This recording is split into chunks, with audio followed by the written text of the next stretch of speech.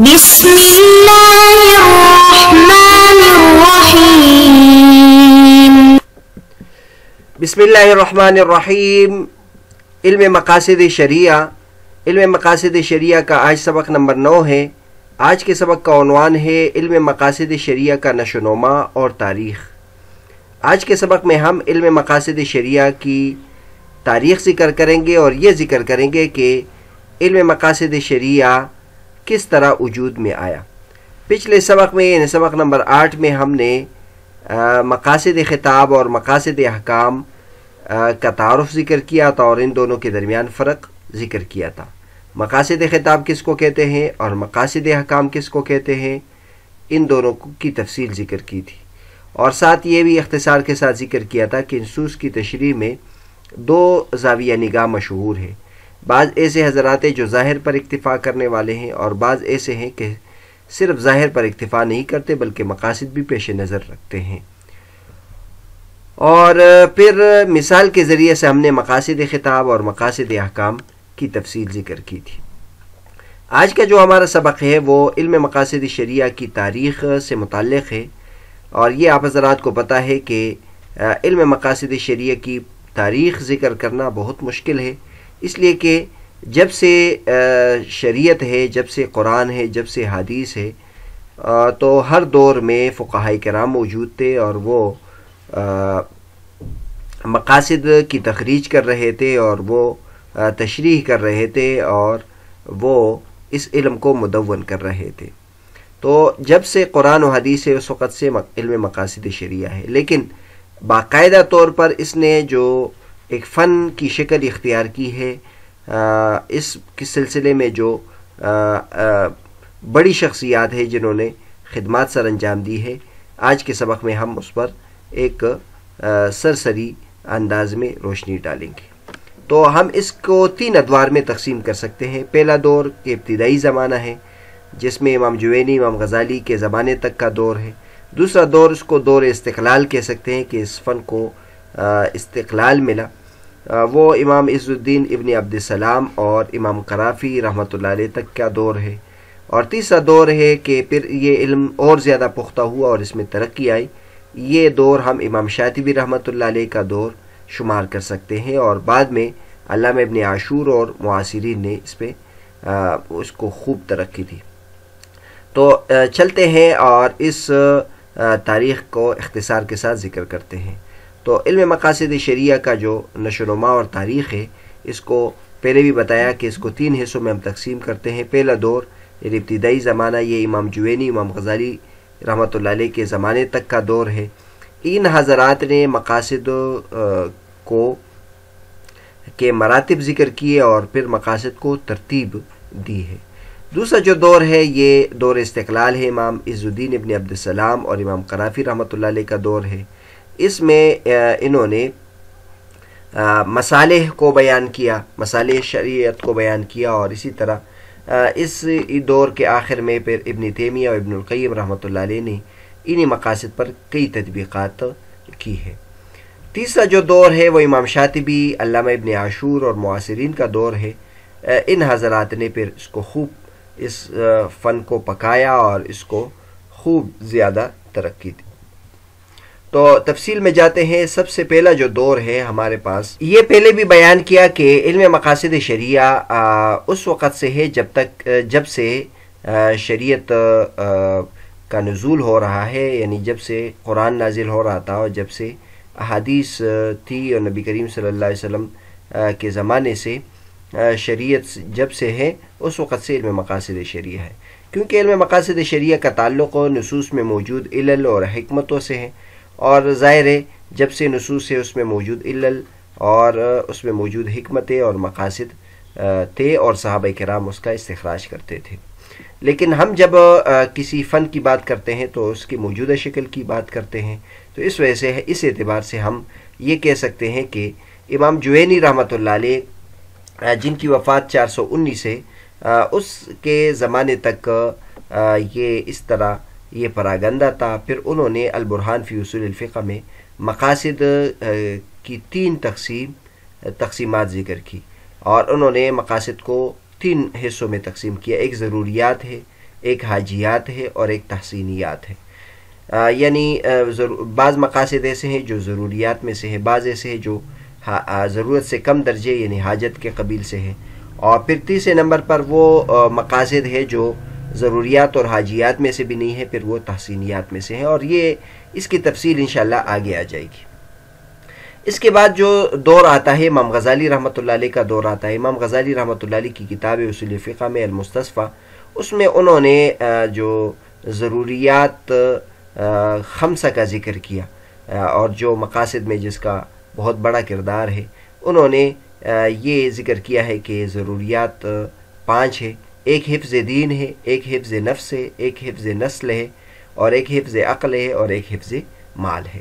تو امام غزالی رحمۃ اللہ علیہ نے اس علم کو آگے بڑھایا اور اس علم کو آگے لے کر گئے.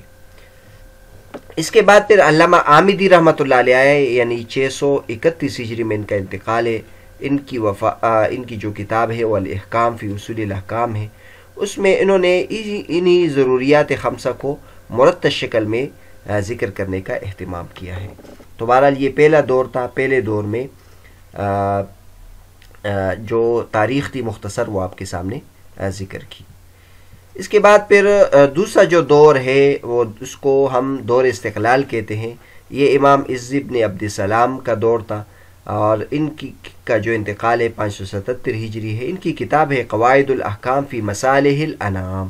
آپ ان کی کتاب کے نام سے جان سکتے ہیں. اس سے پہلے جو کتابیں تھیں وہ اصول فقہ کی کتاب تھی، اور اصول فقہ کی کتاب کے ضمن میں مقاصد کے بارے میں بحث موجود تھی، جبکہ ان کی کتاب قواعد الاحکام فی مصالح الانام براہ راست اس موضوع پر ہے. اس میں انہوں نے مقاصد کے اہم مباحث ذکر کیے ہیں، اور یہ پہلی کتاب ہے جو مصالح کے بارے میں بحث کرتی ہے.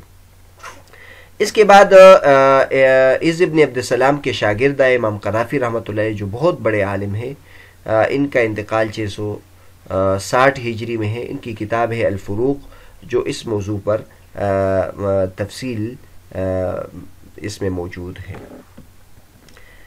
پھر علامہ ابن تیمیہ اور علامہ ابن القیم کی تحریرات میں مقاصد شریعہ کا استعمال موجود ہے. تیسرے دور کا ذکر اگر ہم کریں تو تیسرے دور میں پھر علم مقاصد شریعہ کو اس کو مرحلۃ النضج کہتے ہیں. یعنی اس میں یہ فن خوب پک گیا اور خوب تیار ہو گیا.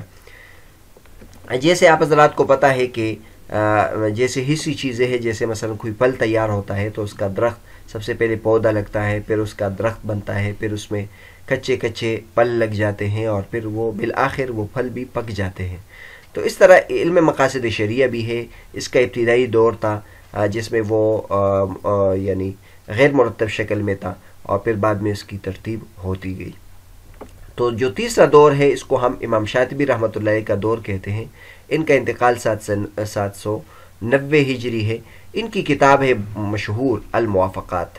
الموافقات کی دوسری جلد میں انہوں نے علم مقاصد شریعت پر بحث کی ہے، اور یہ اختصار کے ساتھ ہم آپ کے سامنے بیان کرتے ہیں. باقی انشاءاللہ امام شاطبی رحمۃ اللہ علیہ نے الموافقات میں مقاصد شریعہ کو کس طرح تفصیل سے ذکر کیا، انشاءاللہ آگے اس پر باقاعدہ ہم اسباق ریکارڈ کریں گے. امام شاطبی رحمۃ اللہ علیہ کے بارے میں آتا ہے کہ حقیقت میں یہ علم المقاصد کے حقیقی مؤسس ہیں، یعنی حقیقی موجد اور اس کے واضح امام شاطبی رحمۃ اللہ علیہ ہیں. اس لیے ان کو ابو المقاصد الاول کہا جاتا ہے. یعنی مقاصد علم شریعہ کا باپ جو سب سے پہلے ہیں وہ امام شاطبی رحمۃ اللہ علیہ ہیں. اس کے بعد پھر ہم اگر دیکھ لیں جو شخصیت جس نے سب سے زیادہ علم مقاصد شریعہ پر بہترین کام کیا وہ علامہ ابن عاشور رحمۃ اللہ علیہ ہیں. ان کا انتقال 1973 میں ہے، اور یہ بہت بعد میں آئے ہیں، لیکن ان کو یہ خصوصیت حاصل ہے کہ انہوں نے باقاعدہ طور پر علم مقاصد شریعہ پر کتاب لکھی ہے. تو گویا انہوں نے علم مقاصد کو دوبارہ زندہ کیا اور اس کو مستقل علم بنایا اپنی کتاب مقاصد الشریعت الاسلامیہ میں.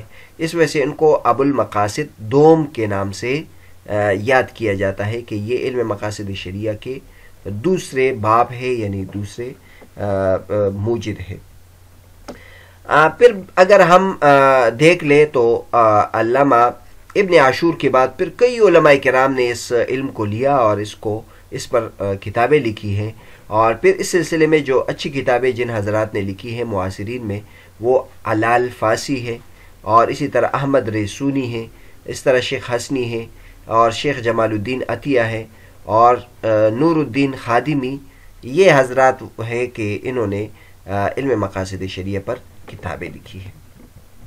آخر میں ہم یہ ذکر کرتے ہیں کہ علم مقاصد شریعہ پر لکھنے والے تو بہت ہیں، لیکن اگر ہم علم مقاصد شریعہ کے ائمہ اربعہ کو معلوم کرنا چاہے کہ اس میں وہ 4 اہم شخصیات کون سی ہے جنہوں نے علم مقاصد شریعہ پر سب سے زیادہ اچھا کام کیا ہے، تو اس میں سب سے پہلے جن شخصیت کا نام آتا ہے وہ امام عز بن عبد السلام ہے.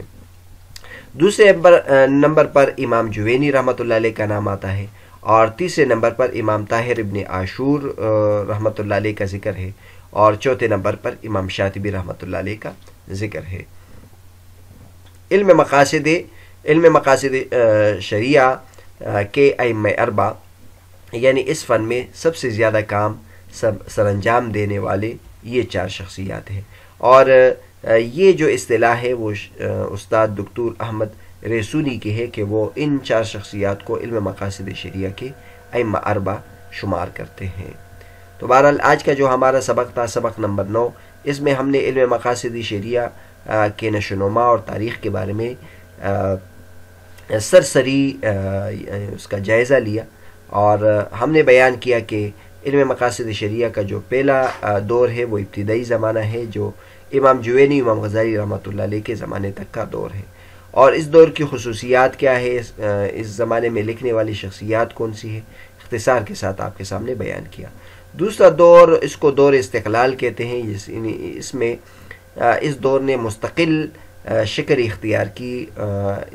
اس میں کام کرنے والے امام عز بن عبد السلام اور امام قرافی رحمۃ اللہ علیہ کا ہم نے بطور خاص ذکر کیا. اور تیسرا دور امام شاطبی، علامہ ابن عاشور اور معاصرین کا دور ہے.